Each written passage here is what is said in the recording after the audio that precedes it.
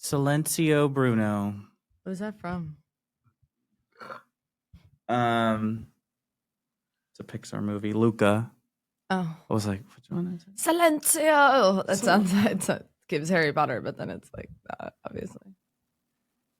I don't wanna be a fool in this game for two. Baby. Every podcast starts with me going like this.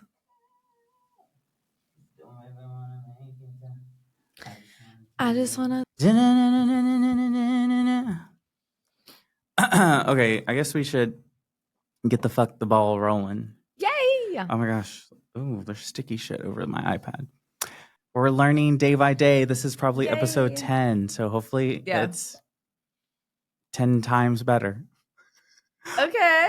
Hi. I just kind of went into this thing because we've honestly been recording. My name is Javon. I'm Jordan. This is Cock. I didn't know if we were going to say coming out creatives. Oh yeah, coming out creatives.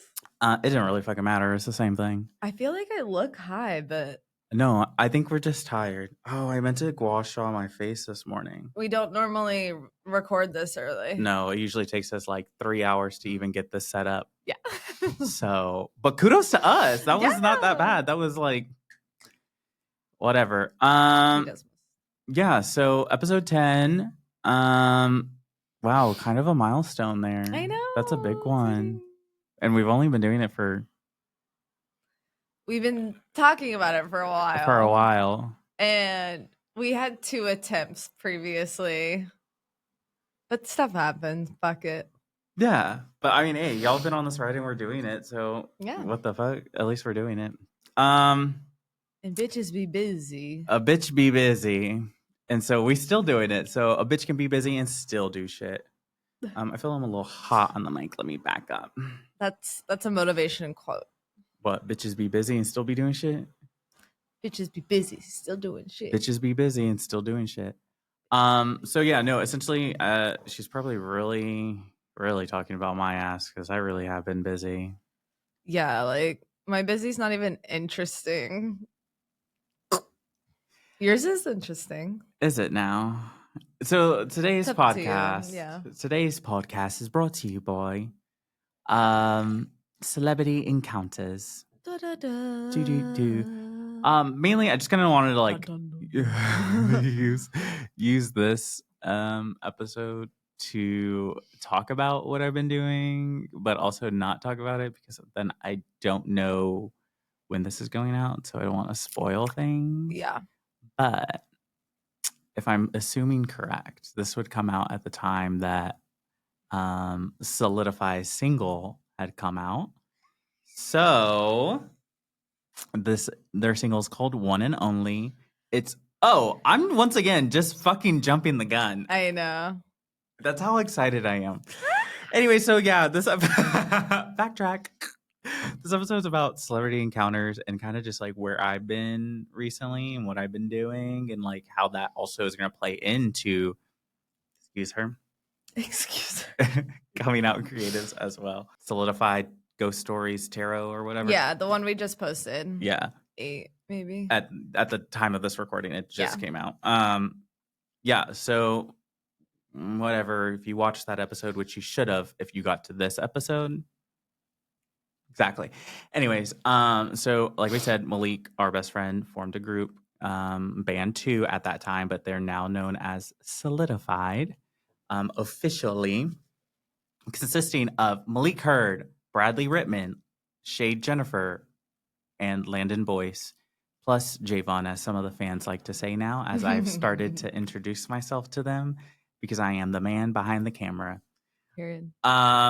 Yeah, so those lovely guys went on this lovely TV show called Building the Band. They were formed like a Love is Blind type thing where like they didn't see each other and they just went off talent, and the bitches can sing, okay? Yeah. The boys can sing. It's so like, it's funny because... Oh, yeah, at the time, Jordan, we did episode 7. She really didn't watch the episode, I hadn't the series, watched yet, but now she's watched and it. We binged. So thoughts? I mean, Frequency is also in Building the Band. That's who won Building the Band. Spoiler. Besides them, like, I really like I wanted to watch a whole concert of them. Yeah. I feel like it was like that nostalgic feeling when you're like 13 and kind of crushing on like the Jonas Brothers or One Direction or whatever. 100%. And it was so surreal too, because it was funny, or it's not really funny, but like me and Javon's like one of our first concerts together was One Direction. Mm-hmm. And so to come out and the whole thing is like linked to Liam Payne too. And he's sort of like genuinely passing the torch onto them in the final episode. They literally got eliminated on as third place. And Liam was like, we got third place and we did not lose, I'm telling you. Yeah. And literally came off stage and like followed them and was like, I really believe in you guys. And I was like choking up. I was choking up. No, I really was so emotional. I was like, oh my God, that's so like so cool. I waited on Liam Payne and forever ago, and he was not seeming to be in a good place. So it was really nice to like see that moment, like have them have that kind of like, I don't know, it was like almost like pre-closure, like horribly, but yeah, no, for sure. But watching them, they're so like, I mean, they tickle you. I don't know somewhere. if I don't know how like deep into this you really want to go, but like low key what America needs right now. No, agree. I don't know if I'll go into we want to say like that quiet part sort of, but like no, I think that's huge. No, really. But so yeah, kind of going with the guys. Like I said, so obviously there's a lot to talk about. There is a lot to talk about. This is a Solidified episode, and like I said, celebrity encounters. But obviously, I've known for a while that Malik has done a TV show and that he's formed a band. There's no obviously I'm there every fucking step of the way, and I've been introduced to the guys maybe I think January or April. Like obviously I saw them because Malik was able, this is a spoiler, production, don't get mad, which you shouldn't, but Malik had called me while he was still filming and obviously introduced me to his band members, and I was like, oh my God, this is crazy. But at that time they were still busy doing their thing, so like I didn't get to like chat with them. Yeah. But then like earlier this year I've slowly been chatting with them more and more, and that's kind of like what led me up to like hanging out with them recently in LA for their Netflix event that I went to. And I joined the boys, or trying to join the boys in this journey, mainly because even through the phone, not even seeing their performances yet, like I saw that magic. The energy. That energy is crazy. The way that they interact is so, like, as you're saying, like, that's kind of what the country needs. Like, it's so, what's the word? Harmonious. I feel like that's girl. I want vlogs of them, and hence the harmonies, whatever. But no, literally the way they interact with each other is so beautiful to see in this day and age, especially right now where our country's at. Because yeah, they're a group of 2 white boys and 2 black boys, and something different. Yeah, like they all have a different twang to them. And I guess it's not like that cookie cutter. No, it's 4 different shades of vanilla. Like, you know what I mean? It's just they really do all have like an attitude, like a certain swag to them. Charisma, and uniqueness, nerve, and talent. Cunt. Brain do things. I don't know if we're allowed to like talk shit about the other ones too. I'd prefer to not blatantly say things. Okay, but I will either nod or make a face as into agreement, as you did when you said 4 different shades of vanilla. Yeah. Because this is not even, this is no tea, no shade. Because honestly, I don't even feel like that. I'm not even starting beef, like, because obviously this was shown in the show, but yeah, they were like midnight to morning. Specifically, Connor was obviously making a lot of comments towards the guys in the show. And I've met Connor in person while I was there in LA. He is nice. So no hate to Connor. This is no hate to Connor. But like, yeah, in that moment, yeah, you are saying those things because it is a competition show. Like, I get it. Yeah, but at the same time, it's like, everyone's also being like literally critiqued and judged constantly. So they're feeling, of course, like a sense of like jealousy, insecurity, I'm sure. Yeah. And once again, like they were locked away from the outside world for a month. Like, of course, there was a lot happening.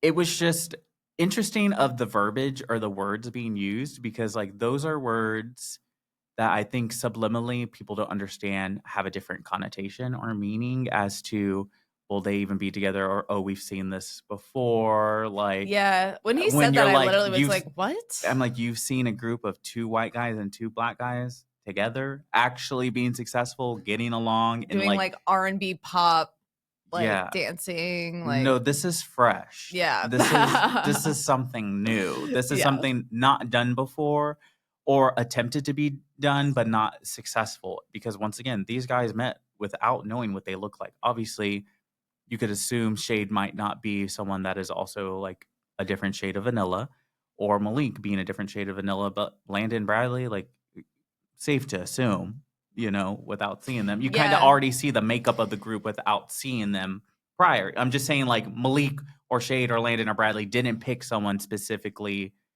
based off of it. Like, it really truly was off of talent and being like, no, I fucks with these guys. Like, I can make my voice work with them. Yeah, and like, again, with like their individual style, they already all have like a very flushed out sense of style. The other groups could not figure that out. Yeah. Like they put some together, some outfits together. I thought Frequency, obviously they did a good job. We love our girls. Love them. Scene 4, I don't know. I don't really remember their outfits now. But everybody else, like, you can tell, like, even individually as people, there's not really a clear sense of style besides in Solidified. So I think that's the thing too, is like, even though the guys in Solidified are kind of young, or a few of them are younger, like, they do have a pretty strong sense of self, at least it seems on the other side of the screen. But I think the biggest thing from this whole experience from them, and this is me, obviously, I'm not talking for the boys, like, I'm just talking about what I've observed, and obviously living through batch 2 and batch 3 of the episodes coming out and being with them physically. I don't think they understood how, or knew the power and the magic that they had, because a lot of these other groups we already know individually, like, as other people that were on the show, that like they decided that they were going to stay together, like they knew that this would probably work. I think our boys definitely went into it being like, they had all individually had been working on their own solo careers for a long time. Fantastic, do this band thing. Is it really going to pan out? Yeah, I love singing with these guys, but like, who knows if the world is going to receive us the way that we should be received. And even Nicole said it too on the show, like, a label would not put y'all together, because the quiet part, it's a risk. It's a risk in today's market. And I think that's the beautiful thing, is that it is such a risk, but it works so well and is definitely what's needed. Yeah. For, especially, there's not been a big Western boy band group in a long time that's actually successful. 2, the demographic of the group. And 3, they actually can fucking sing and dance. Like, that was also another part of their arc, as Landon and Bradley learning how to dance, but the bitches can get down. And like, I feel like even just watching them on the show to hearing them now in person, I see the growth that they've done in a small amount of time, and especially still not being together in that past year. Yeah. So very, very proud of them and very excited to see where shit goes. Yeah. Like I said, as I jumped ahead earlier, single should be out by the time this episode's out. So it's called One and Only. They self-wrote it. So there was no other person writing the song. The beat was made by their amazing producer, Troy Taylor. He's worked with a bunch of great people. So if anything, I do know some of these other groups, as I'm learning the lingo of the music industry, cut songs that were already made. So they're essentially songs that are already like done, produced, whatever, and then they just like add on to it. Yeah. No, our boys did this all themselves. Yeah, they're really in like an experimental phase, it seems like, and it's really exciting. They literally had the month on the show, and then they all have to, kind of go in hiding. There was like a bigger break, obviously, because of Aaliyah. Yeah. And now, like, the amount of work and like kind of cohesion and creativity and stuff that they've had to do in this really short amount of time since the show's been released is like really, really impressive. Like, they just, no, I'm very proud of them. Yeah, like, it's a lot of work really fast. Like, they're literally like trying to figure out how to be a band while essentially holding on to their like hot moment, you know, like it's intense. Like, yeah, I mean, you know, in this world, I feel like everything is very fleeting, especially when it comes to streaming and whatnot. So yeah, your window of opportunity does close, and obviously you do have to seize on that. But definitely something that we're trying to figure out now as a team is how to capitalize the moment by also doing it our own way, because then you kind of get lost in the shuffle. And that's like our biggest thing. Malik says this to the group all the time. When you start worrying about what other people are doing, you lose the plot. And 100 fucking %. Yeah. And not even just like in this regard, like literally anything. When you start worrying about what everyone else is doing, you really do lose the plot to your own story, because then you're trying to live someone else's. Yeah. But no, I'm really excited. Hopefully everything that we have planned plays out and y'all get to see it the way that it's supposed to be delivered to you. And I think it, like Jordan was saying, it's going to hit on that nostalgia. It's going to hit on that making you feel like you're a teen in your bedroom again. And even though that's low-key kind of cringy, I don't think it's like cringy. I think it's honestly like we were obsessed. Like we were literally obsessed with One Direction. People were are obsessed with the Jonas Brothers. Like, you know what I mean? Like I think that kind of romanticization of boy bands or just boys? Yeah, like of that kind of like. Well, I just really honestly feel like, yeah, we've, you know, people will be like, oh, we got the white boy of the month or da da da, or like, but there hasn't been a heartthrob.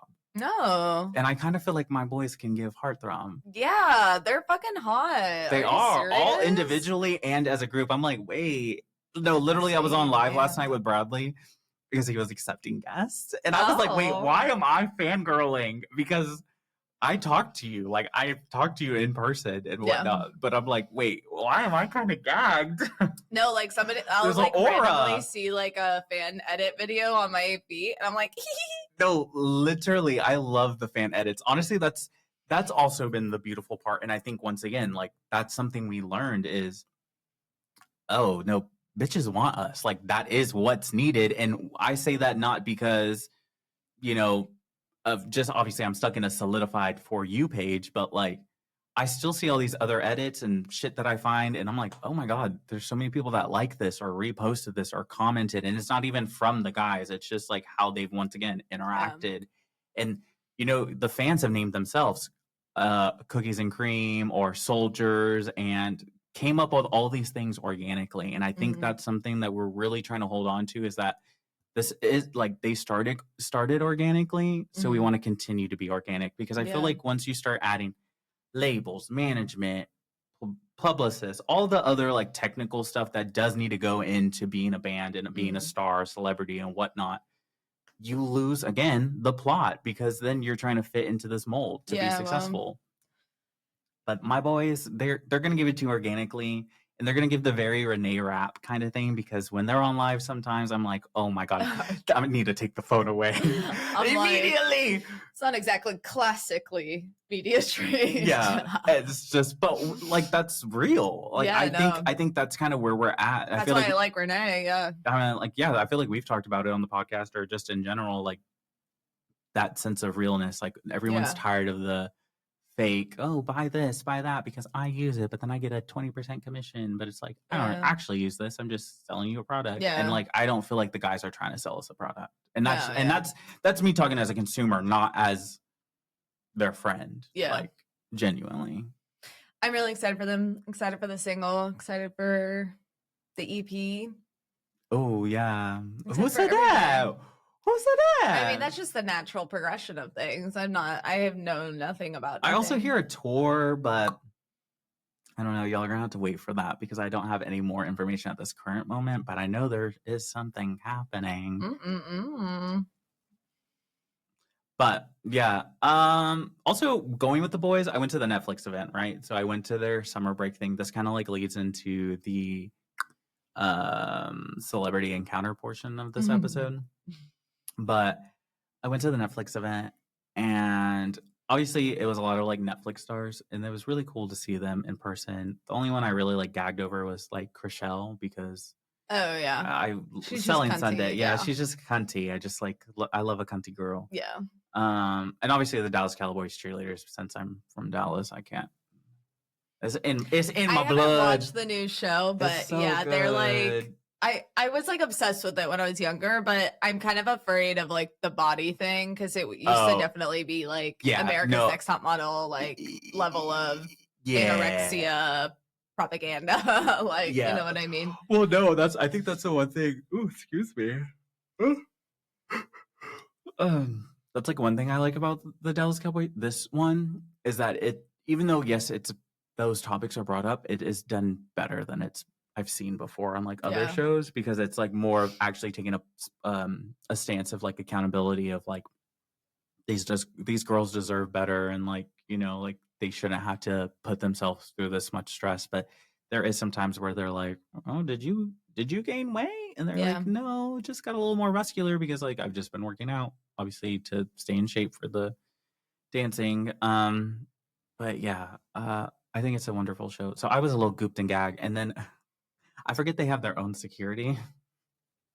The Dallas Cowboy cheerleaders. And so I just walk up on them like I fucking know them. Like, I'm like, hey, can I get a photo of y'all with Soulidified? And the security guard's like right here on my shoulder, and I'm like, ooh, sir. I felt like he literally could have shanked me if he wanted to, and like I would have been out. And I was like, oh, I'm not a perceived threat, I promise.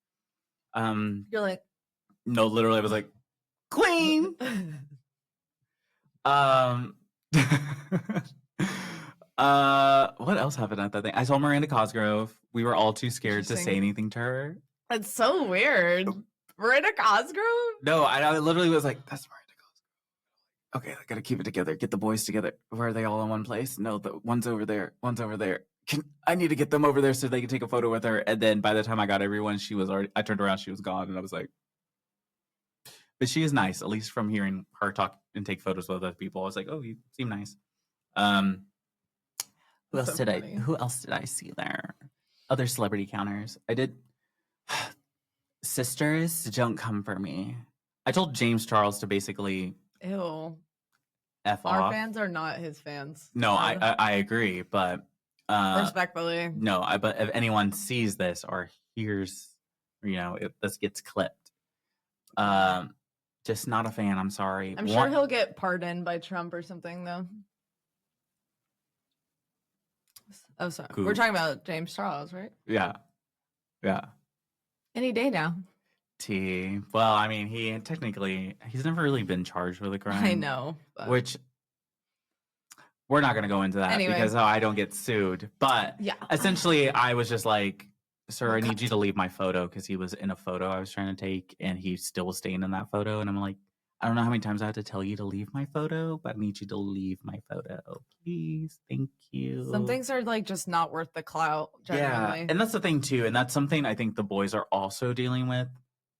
Not in a bad way, but they're finding out, and with fame and power comes, you know, you get to see how people actually are, what they want from you. Yeah. And definitely there's been some people, even as I'm not even a full member of Soulidified, they're like, oh my God, I'm so proud of you. Let me know whenever they go on tour so I can get a ticket, or And I'm like, you have not talked to me in a couple of years. All of a sudden, because I know somebody, and you see the magic that my guys have, you want to jump in. That's wild. People are DMing you like that? Yeah, girl. Or finally liking my photos and like interacting and engaging and swiping up on my stories. I'm like, oh, so you see what's occurring, so you think you can get in too. Ew. Give me a name, I'll believe.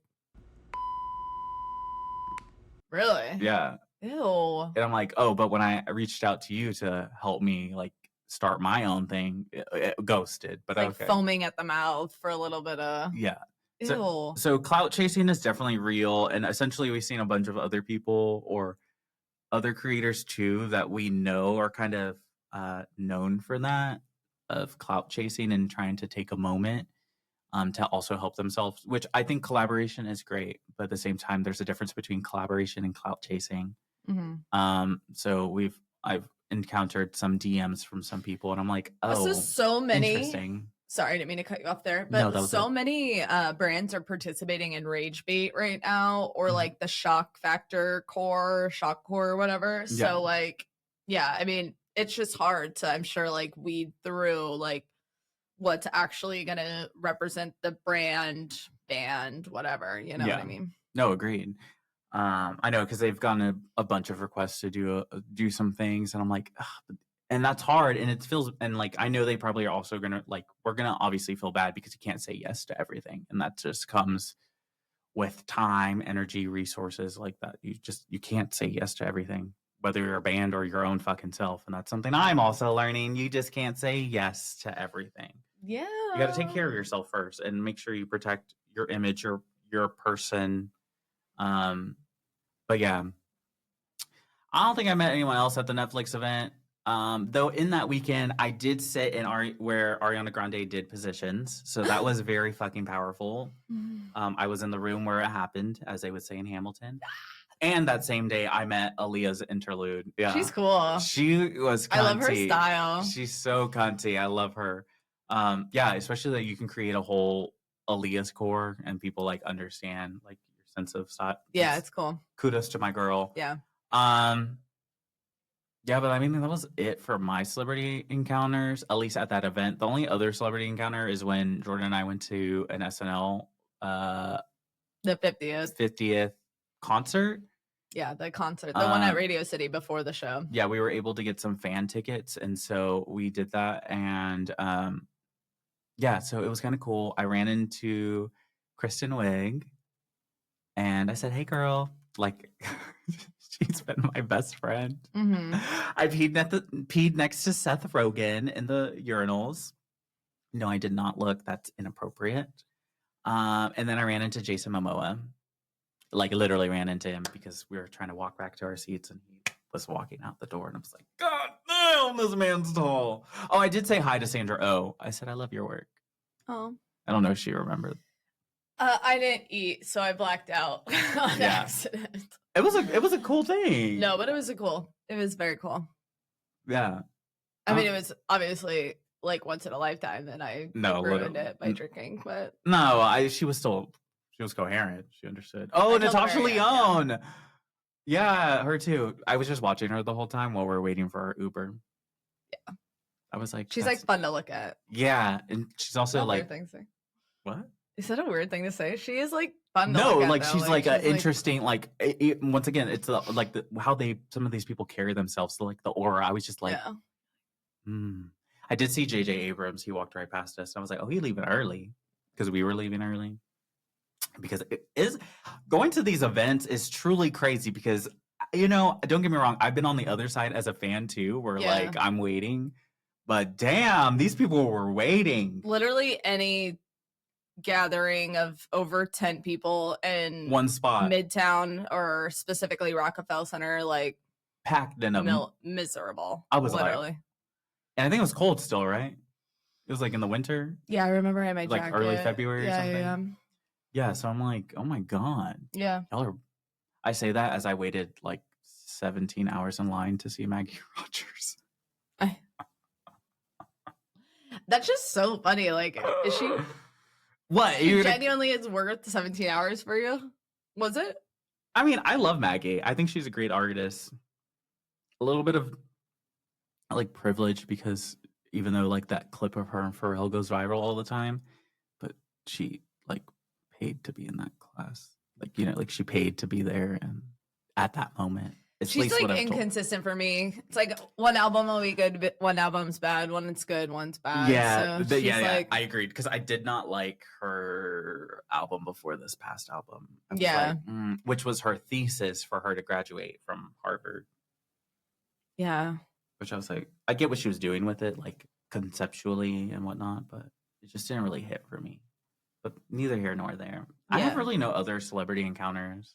I've had like a ton, but I've like waited on them and stuff. Yeah, it's like it's not like a true interaction. The first time I ever met someone like that, like I remember I was thinking about this last night because I was like trying to put this story together, but I cannot remember what show it was on. But when we were in middle school, there was someone from Saxy on a Disney Channel show. Do you remember? It was like something like it was like a mini series or something. I don't know how to not like that Disney Channel did that, but it was like no. I think I know what you're talking about, but I don't know who it is. I honestly I like see it sort of in my head, but I cannot even put the words together to like Google search it, what that show would have been. But I remember knowing that he had gone to Saxy, and me and my friends were at the mall near our house. And I literally was like following around with my flip phone, trying to take a picture of him. And then he like stuck his head out. I was like, ah! And I was like 12 years old, like shitting my pants. Like, but like Disney Channel was my life. I was 12 years old. You know what I mean? Like, this was era of High School Musical. We were sat every day for Disney Channel. Like, no, truly. As soon as that bell rang, and I got back home. No, I do have to say, you were saying how you were filming him with the camera. Yeah, I don't know what the fuck happens when you start to have so many eyes on you, but you do clock. You can, I sense where a camera is at now, because there's obviously been fans that have come up to the guys, and I'm like this one person was like lingering, and I'm like, oh, they want to say hi, and I'm like, will they say hi? Definitely come say hi. Just respect our space. I think that's what all celebrities say. Like, obviously, if we're in the middle of eating, don't bombard us, but we're just chilling, waiting on our food. Say, hey, can I take a photo? Yeah, I don't know. I get starstruck. I don't ever ask people that I've seen like on the street. Like, Thomas has walked past Lord and stuff. Like, I would not stop Lord as she's walking to wherever the fuck she's walking to. No, I don't know if I'd stop anyone. I was also trying to think of somebody that would like truly. Beyonce for me, obviously. I would wreck me. Or Bretman Rock. Yeah, you'd be like, I would be like, oh my god, you look so good. Back then, like I was easily starstruck. I remember, like when I first started working at Cat. Well, the only like real celebrity I waited on at Bartley's. Bartley's was actually like a celebrity heavy place, and the only celebrity I waited on was Bill de Blasio.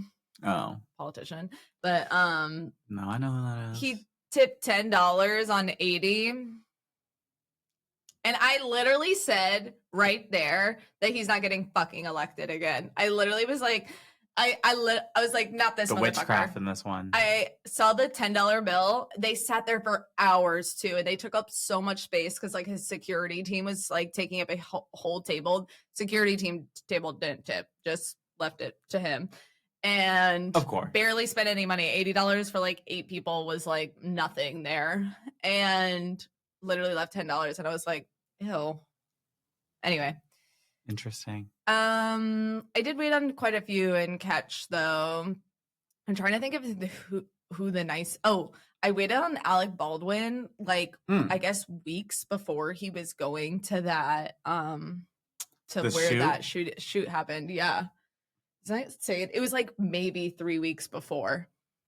He was wasted. Let's see. We're our own Dumois. Better than Dumois.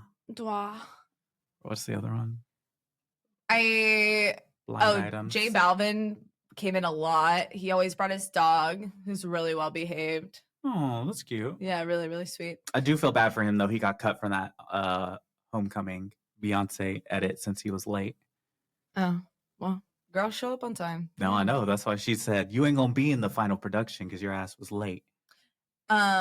J. Cole used to come in all the time, which I thought was so funny, and hated pictures. He has a guy there who's like less of a security guard because the security guard was like shorter than J. Cole, like way smaller of a man. And yeah, he hates pictures of himself. So I think that's just like, I always am like, you know.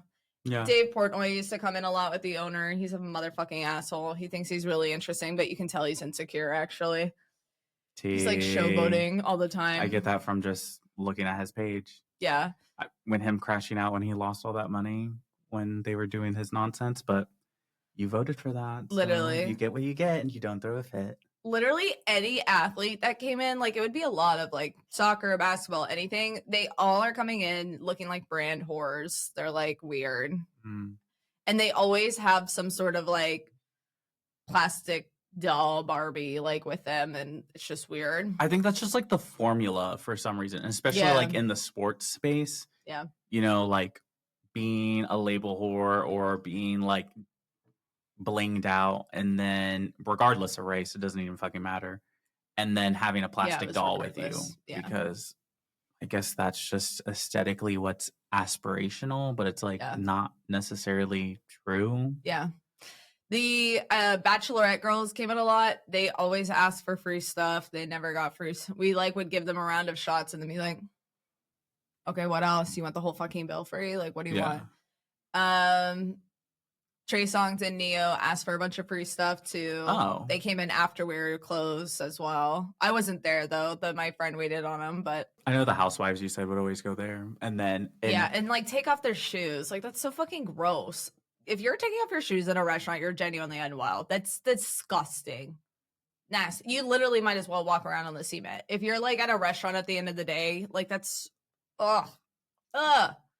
Question, were they just sitting at their table though? And taking off their shoes and their bare feet are on the floor. Don't do that. That's literally gross. She said that's ghetto. That's ghetto. I would never say that word, but yeah, it is. Interesting. And the Salt Lake City girls were the ones who were doing it. Ooh, well, we were watching Housewives last night.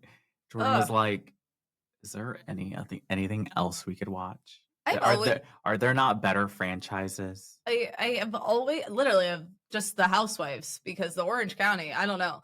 Also, like this season is really bad. I feel like I've always been like, yeah, do whatever you want about plastic surgery and like stuff like that, but I don't know. Some people just get too much. I'm really starting to be like, it really is hard to look at, genuinely. Well, I think it's because we know that like that shit is not real. It looks It's not even that it's not real. It's just genuinely ugly. Like these women are packed here. Then the makeup is so severe white than orange.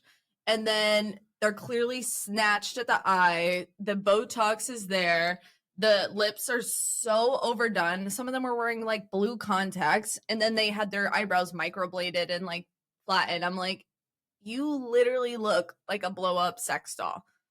And like, I'm sure that was the intention, but like, it genuinely is ugly. It's not even like I'm really not saying that from like a hatred place. A hatred place. It just genuinely is. Like, I'm not saying that to be rude. I'm saying that like you may need to hear that. Like you can't.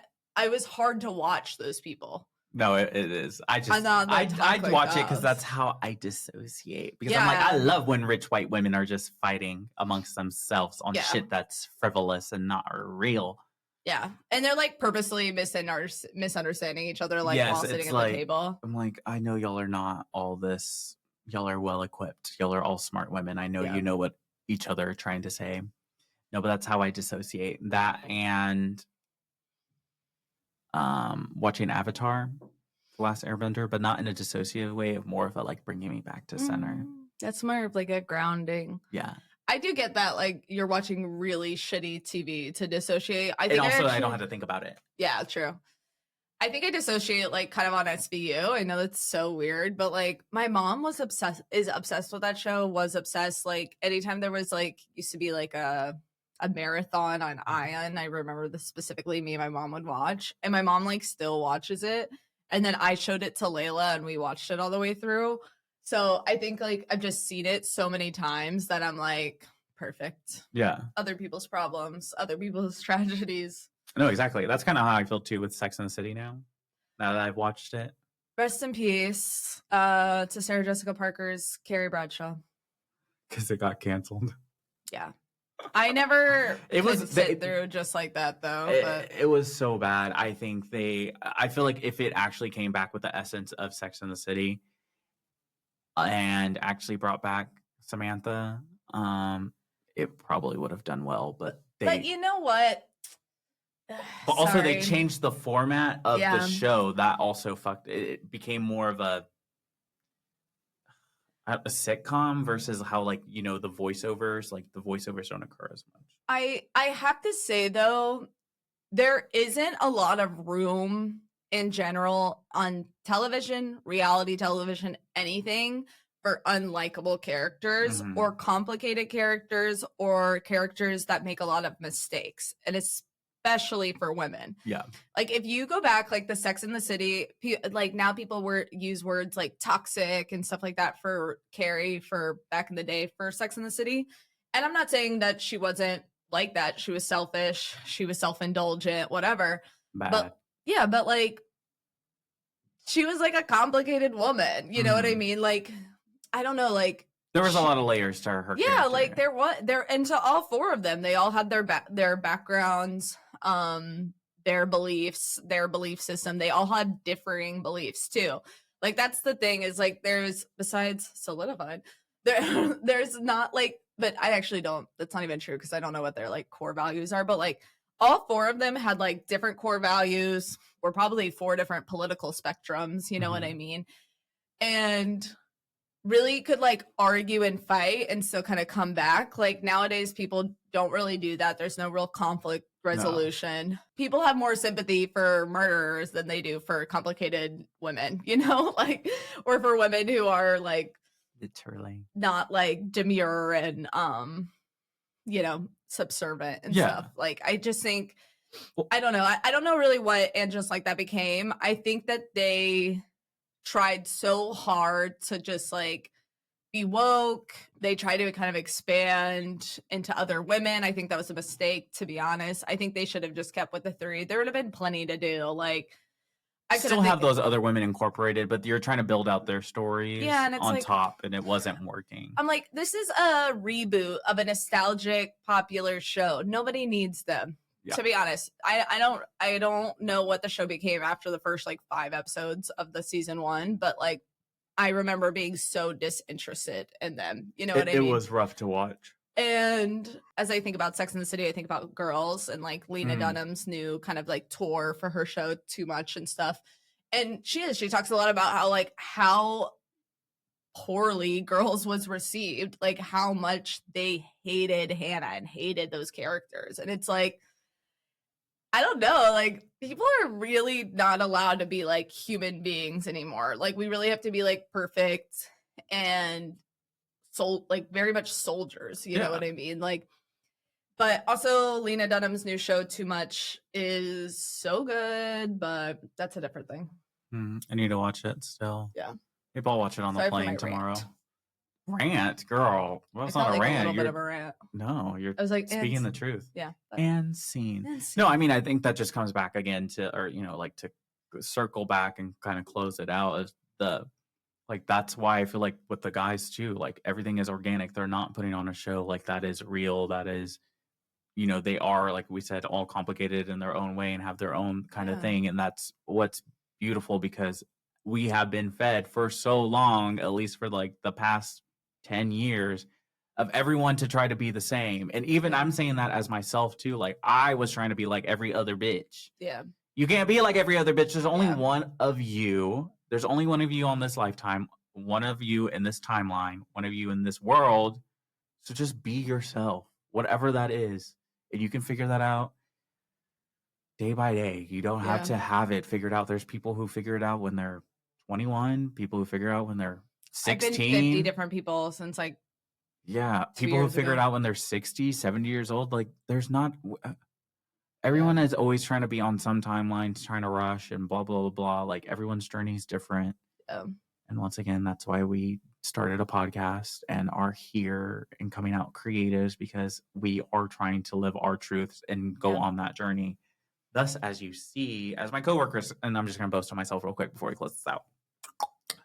But as my coworkers have said, is like, I've done a lot in this whole first 8 months of this year. Yeah. Like, and 100%. And that's because I've actually took the time to dedicate myself to being a creative person, and I'm seeing the fruits of my labor because I actually dived into something I wanted to do. And I know that like you as well with your sexual health coaching, like, once we started living our actual truth and working on those things that we truly love, it all started to fall in place. Yeah.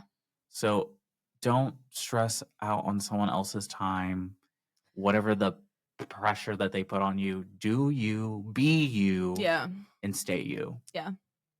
Those are words of wisdom. Period. But this is Coming Out Creatives. Thank y'all for joining again. Listen to Solidified's new single, One and Only. Get it streaming. There should be some TikTok trends going on, whether y'all started them or we started them ourselves. And what else? Yeah, that's it. Find us on TikTok, Instagram, YouTube, Patreon, Blue Sky. We're on Twitter, but we don't use it. And yeah. That's it. That's it. Thank you. Love you. See ya. Bye. I know it ain't no lie. Ow. Out that door, baby. Bye, bye, bye, bye, bye.